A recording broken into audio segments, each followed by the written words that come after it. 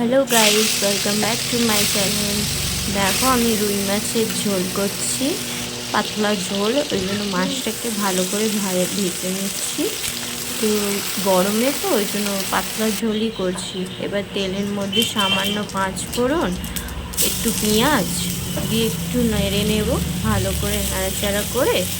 এর মধ্যে এবার একটু আলু, একটু ঢেঁড়স দিয়ে একটু নাড়াচাড়া করে নেব। নাড়াচাড়াটা করে নিয়ে তারপরে আমি একটু দেখাইনি তোমাদেরকে, একটু নুন, একটু টমেটো, দেখো একটু নুন দিয়ে দেবো, তারপরে একটু টমেটো দিয়ে এই যে একটু নেড়ে ছেড়ে একটু নাড়াচাড়া করবো। ভালো করে নাড়াচাড়া করে এই যে পেস্টটা বানিয়ে রেখেছিলাম, আদা জিরে বাটা একটা শুকনো লঙ্কা দিয়ে তারপরে ভালো করে এটাকে একটু কষিয়ে নেব। মশলাটাকে ভালো করে কষিয়ে জল দিয়ে দেবো, দিয়ে ওটাকে একটু কিছুক্ষণ আলুটা সিদ্ধ হয়ে গেলে মাছগুলো দিয়ে নামিয়ে নেব। দেখো কত সুন্দর হয়েছে, খেতেও খুব সুন্দর, গরমের জন্য খুব ভালো এটা।